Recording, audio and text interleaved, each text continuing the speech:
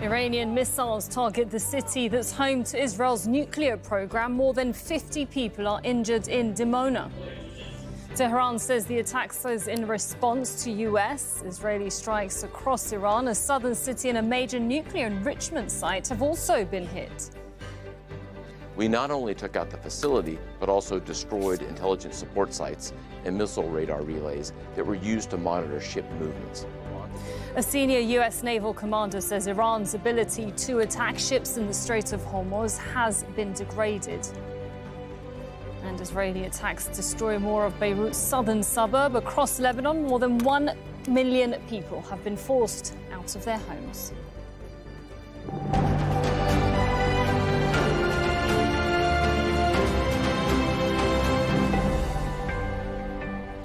In a new wave of strikes, Hezbollah and Iran have targeted several cities across southern and northern Israel.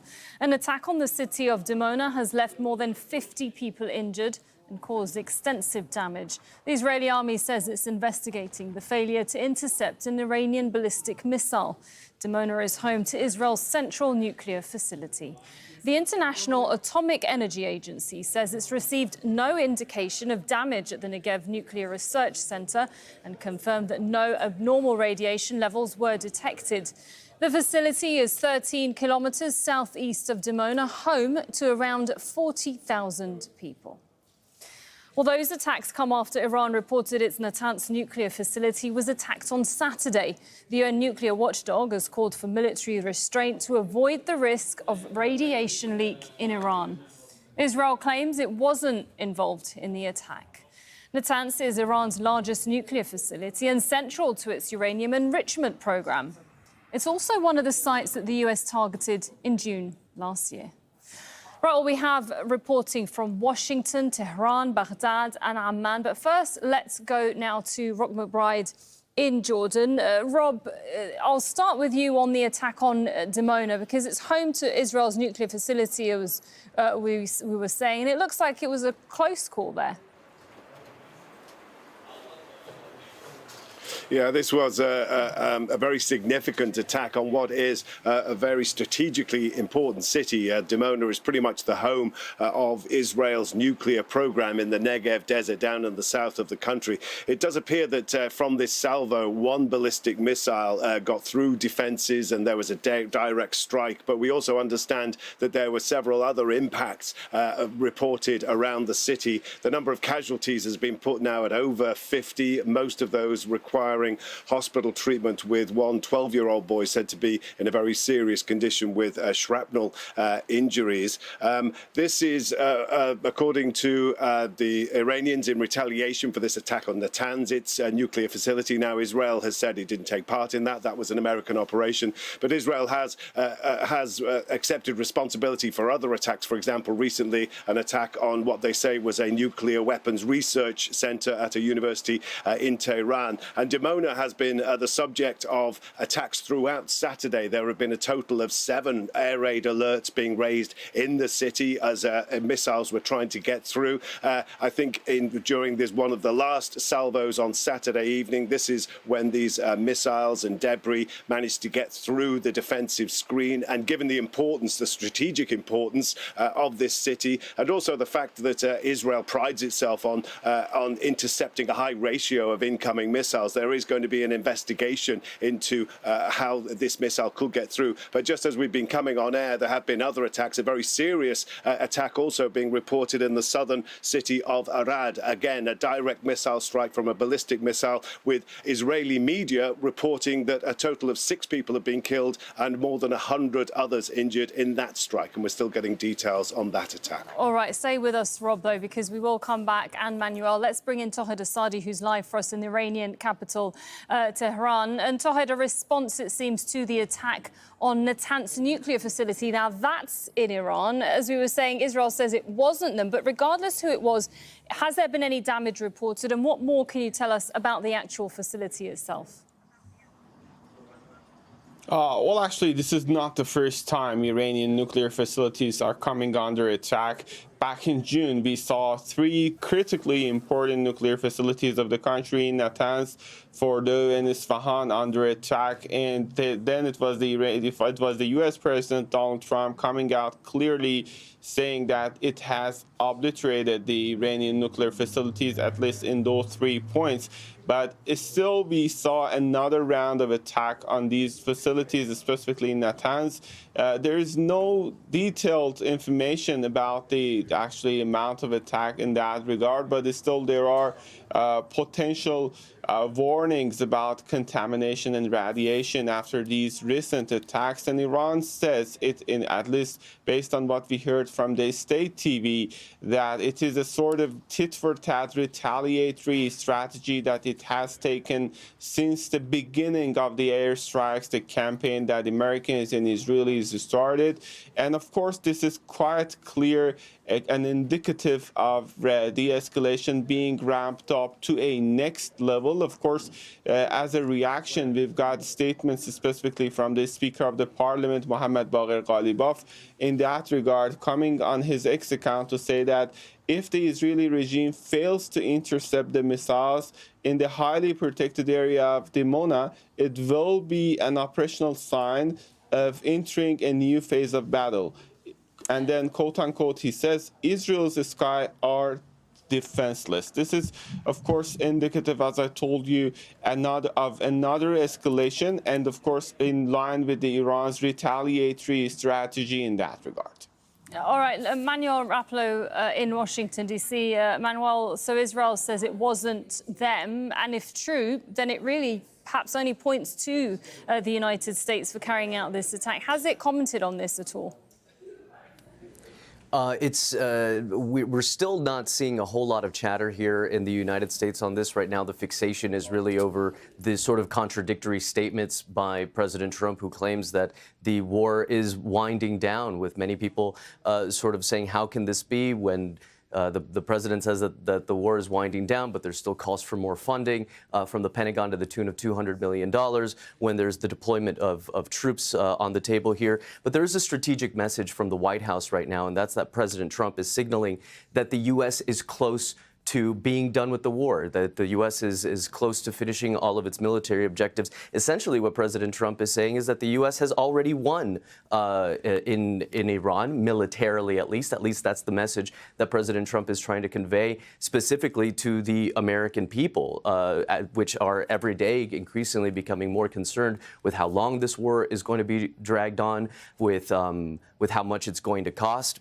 We heard from Admiral Brad Cooper of U.S. Central Command today, who was saying that the pressure is going to be consistent on Iran. So even if military operations are scaled back in Iran, the idea of having more troops being sent to the region, it's expensive. This is one of the reasons that we're hearing Secretary of Defense Pete Hegseth say that there's going to be calls for more war spending to the tune of $200 billion being requested from Congress very soon. So right now, there is this back and forth over the contradictory sounding language from President Trump, but it is a strategic message that the president is giving. Not on the one hand to the American people, reassuring them that the war is winding down, that the war could very soon be coming to an end, and another message to the rest of the world saying that America is going to continue to portray strength and perseverance in this conflict. All right, thanks very much, Manuel Rapallo there for us from Washington, D.C. Now, Iranian media are reporting the armed forces launched 2 ballistic missiles towards Diego Garcia. That's an island in the Indian Ocean that hosts a joint UK-US military base. Now, before the war, Iran was believed to have missiles capable of striking targets 2,000 kilometers away. For an Iranian weapon to reach Diego Garcia, it would need to have a range of more than 4,000 kilometers. The UK Defense Ministry says the attack was unsuccessful, but the Israeli military has warned the missile could target cities in Europe. Iran launched a 2-stage intercontinental ballistic missile with a range of 4,000 kilometers at an American target on the island of Diego Garcia. These missiles are not intended to strike Israel. Their range reaches European capitals. Berlin, Paris, and Rome are all within direct threat range. Let's go back to Rob McBride in the Jordanian capital. Rob, so a warning there from the Israelis. It's sort of the missile, the ballistic missiles that were headed to Diego Garcia is really playing into the Israeli narrative that this is why they went to the war in the first place. Yeah, I think the Israeli leadership are really making a lot of political capital out of what was a surprising appearance of this much longer-range ballistic missile. Interestingly, with there have been various comments coming out of the Israeli leadership just about the state of this war and how long it is likely to last, especially given some of the contradictory statements coming from their allies, the US. People have been looking to Israel to see if they can shed any light on just how long this conflict might go on for. We've been having some interesting comments, first of all, from the Defense Minister, Israel Katz, saying that this conflict is far from being over, and indeed saying that we are just about to get into a more intensive phase of fighting, without detailing exactly what that is. But also the comments from the head of the military here, General El Zamir, talking about the missile being fired at Diego Garcia, but also intriguingly saying that in his estimation, Israel is currently around at the halfway point in its campaign of fighting against Iran,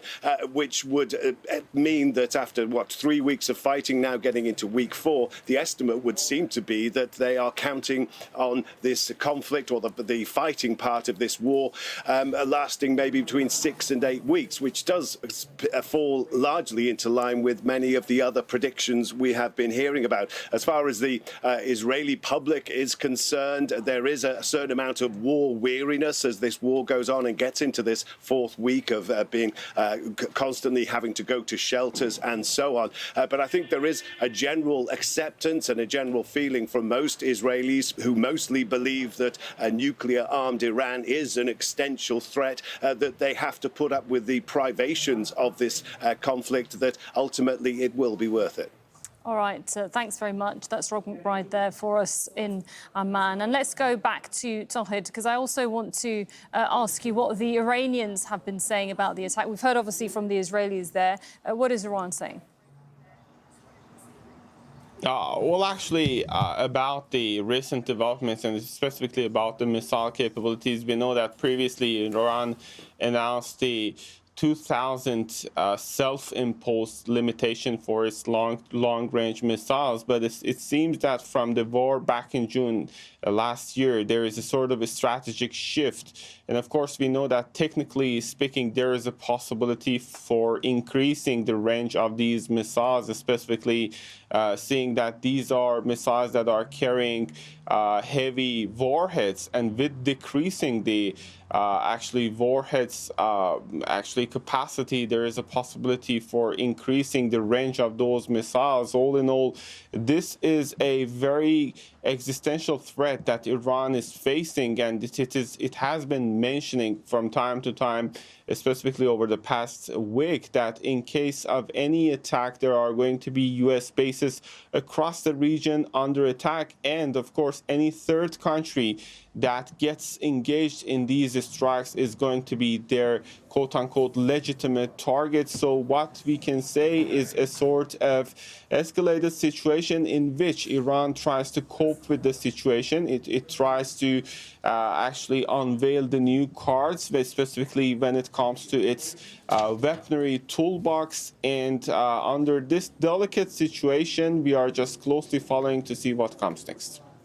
All right, thanks very much. That's Tohed Asadi in Tehran. Well, the U.S. Central Command says Iran's ability to strike ships in the Strait of Hormuz has been degraded. Admiral Brad Kruper says attacks earlier this week targeted an underground weapons facility. We also remain zeroed in on dismantling Iran's decades-old threat to the free flow of commerce throughout the Strait of Hormuz. For example, earlier this week, we dropped multiple 5,000-pound bombs on an underground facility located along Iran's coastline. The Iranian regime used the hardened underground facility to discreetly store anti-ship cruise missiles, mobile missile launchers, and other equipment that presented a dangerous risk to international shipping. We not only took out the facility, but also destroyed intelligence support sites and missile radar relays that were used to monitor ship movements. Iran's ability to threaten freedom of navigation in and around the Strait of Hormuz is degraded as a result, and we will not stop pursuing these targets.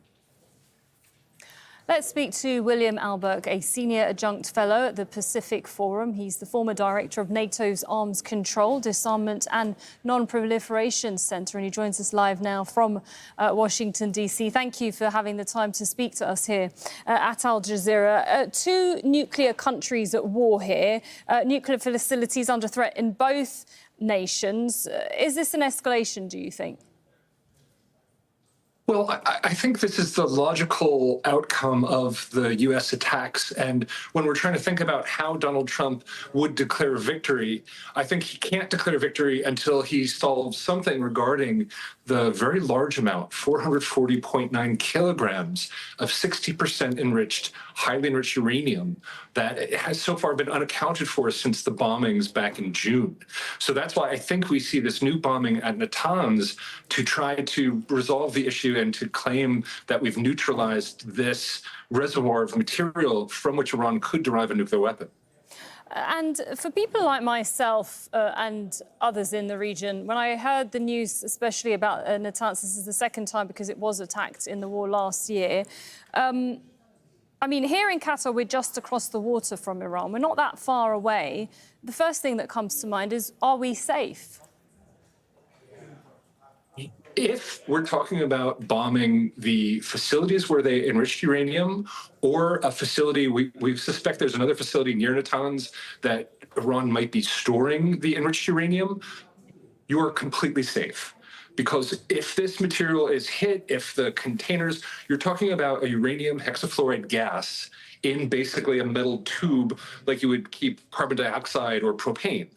If it's punctured, the uranium gas can escape, and it's very dangerous if you're in the room with it. But a kilometer away, you would have no idea this happened. There's no radiological release possible really outside a number of meters. This really is not an environmental hazard, except if you're in the room. If you're nearby and you breathe in this gas, sure, it's dangerous. But we're not talking about fission. We're not talking about Chernobyl. We're not talking about attacking a working reactor. We're talking about a nuclear fuel that is in gaseous form, that is not combustible. It's not going to poison the atmosphere or damage people way off site, as in, across the Gulf.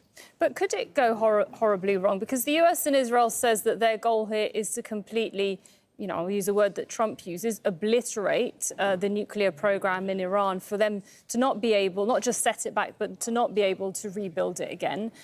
If it hits facilities twice like that, how do you mitigate a disaster from happening?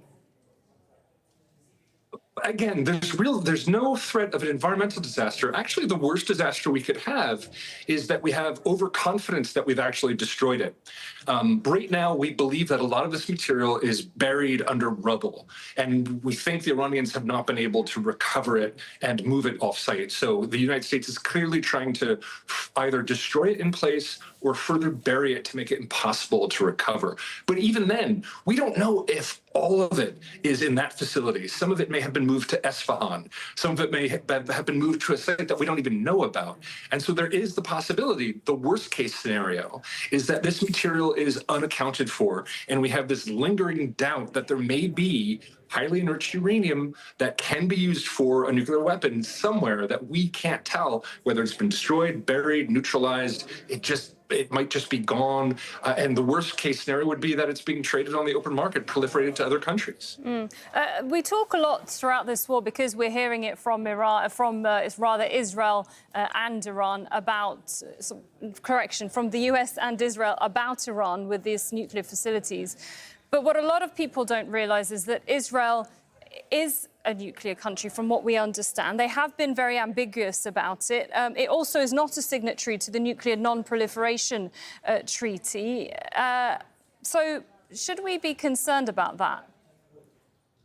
Well, I mean, I am concerned to hear that Iran is trying to strike nuclear facilities in Israel, such as Dimona. This is a working nuclear facility. If it is struck, it will have environmental consequences.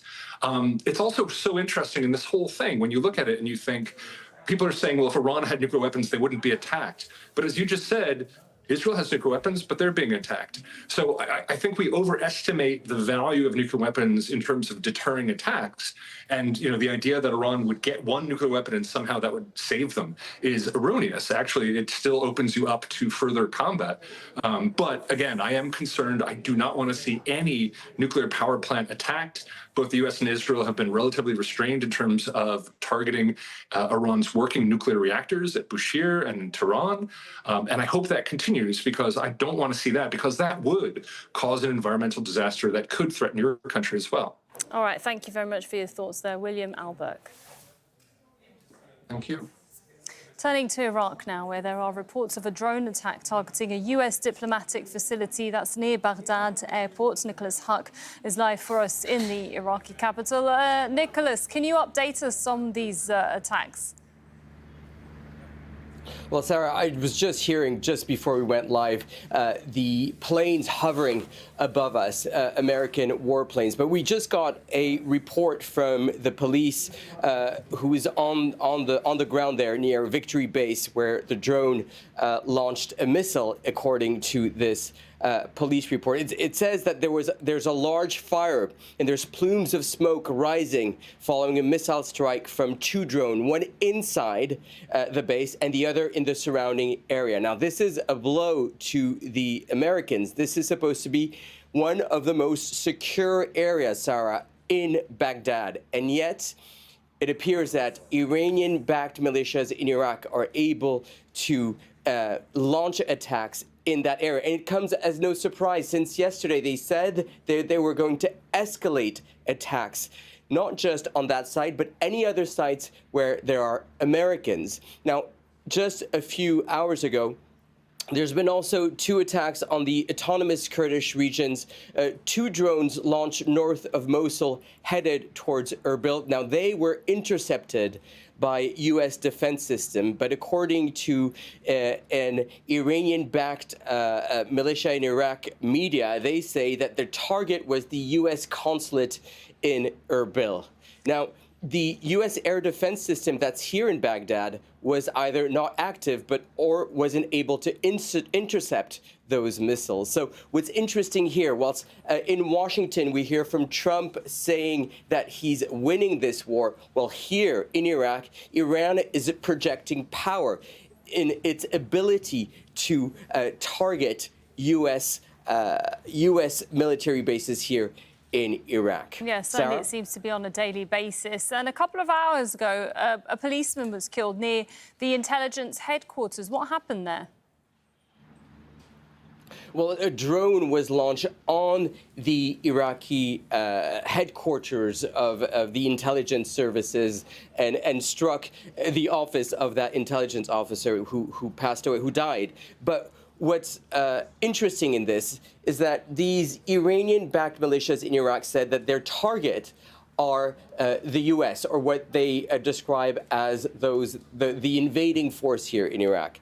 And so there's been a chorus of condemnation from the political landscape here in Iraq, notably from the Iraqi politician Saidi al-Hakim, who says that the targeting of the Iraqi intelligence service headquarters constitutes a blatant attack on the sovereignty and the state of its institution, saying that this is a dangerous escalation. So, Sarah, whilst Washington says it's winning this war, here Iran is projecting power, and it's saying through its Iran-backed militias in Iraq that it can target any site here in Iraq. All right, thank you very much. Nicholas Huck there, live for us in Baghdad. Now, Saudi Arabia has ordered an Iranian military attaché and 4 other diplomats to leave the country within 24 hours. That's after declaring them persona non grata. Iran has been keeping up attacks on its Gulf neighbours. A series of drone and missile strikes have targeted Saudi Arabia. In the United Arab Emirates, air defences intercepted several projectiles over the skies of Dubai. And Bahrain says its air defences have intercepted and destroyed hundreds of missiles and drones targeting the kingdom since the start of the war. 2 people were killed in separate Iranian attacks, with the latest strike hitting a residential building in the capital, Manama. Let's now speak to Malik Trainer, our correspondent who's live for us in Kuwait City. Malik, Iran has hit an oil refinery in Kuwait once again. What are you learning on that? Well, we still haven't heard anything from authorities here about that specific attack. But Al Ahmadi port, which is about 30 kilometers to the south of where I'm standing, was hit twice in the last, I would say, more than maybe 2 to 3 days. Just goes to show the escalation that this conflict is having across the Gulf. You know, yesterday, we had about 7 alarms raised here in Kuwait. And the defense ministry just a little earlier said within the last 24 hours, Kuwait, they intercepted 9 ballistic missiles and 4 drones. And we've also seen a wave of attacks across the Gulf. You know, with the UAE, they said they intercepted 3 missiles, 8 drones. And in Saudi Arabia today, within the last, I would say, 30 hours, 5 dozen drones were intercepted. That's around 60 drones, and many of them targeting the eastern area, which is home to the El Sheba oil field. So, you know, we're more than 3 weeks into this conflict, and there's been a relentless array of attacks, retaliation attacks from Iran to the Gulf throughout this conflict. Right, and Iran and Saudi Arabia have had their differences. Iran and Saudi Arabia has had their differences before this war, after nearly 3 weeks of attacks. Where do things now stand diplomatically between the two nations? Because there is tensions. There's definitely tension. You mentioned, you know, they asking the military attaché as well as 3 other diplomats to leave the country within 24 hours.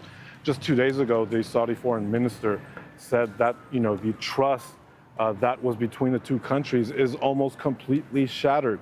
I mean, look, you know, throughout this conflict, the Gulf in general, all the countries have tried to, you know, say they were wanting a diplomatic approach. You know, that Iran is their neighbor, and they're going to continue to be their neighbor even after this conflict eventually ends. But what we're starting to see now is an uptick of, you know, more heightened tensions between them. You know, with Saudi Arabia saying that it reserves the right to retaliate. And we're also seeing statements, you know, the Ministry of Foreign Affairs in Saudi Arabia earlier in a statement said it categorically condemned the blatant Iranian aggression against the kingdom, the Gulf Cooperation Council states, and a number of Arab and Islamic countries. Earlier, President Sisi of Egypt was in Bahrain meeting the king there, where they also, you know, condemned the Iranian attacks against the Gulf. I was speaking to a couple people earlier here in Kuwait, and, you know, what one person told me, there's a famous Arabic poet who says something along the lines that there's nothing beautiful about war except the ending. And I think that's a sentiment across the Gulf that people share. You know, people want a swift end to this conflict as soon as possible. All right, thank you very much for that update. That's Malik Trainer there in Kuwait City. Well, Israel has launched more attacks targeting southern Beirut. Ahead of the strikes, the army issued forced evacuation warnings for several neighborhoods. The Israeli military says it's targeting Iran's ally, Hezbollah. Israeli troops are simultaneously expanding their ground offensive in southern Lebanon. Airstrikes targeted several houses and commercial shops in El Mansouri in the district of Tir.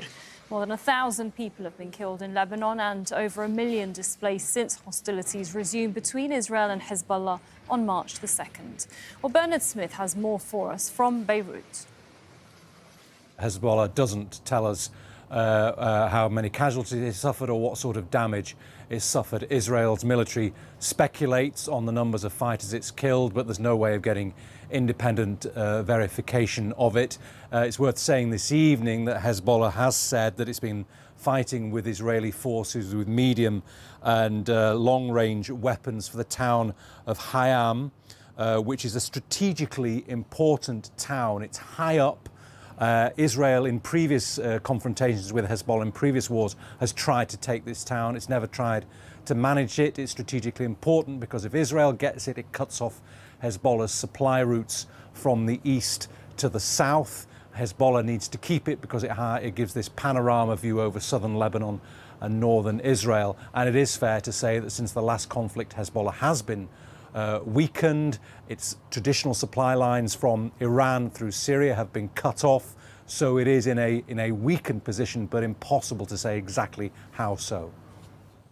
Lou Cormack is the country director for Doctors Without Borders in Lebanon, and she says conditions are deteriorating every single day.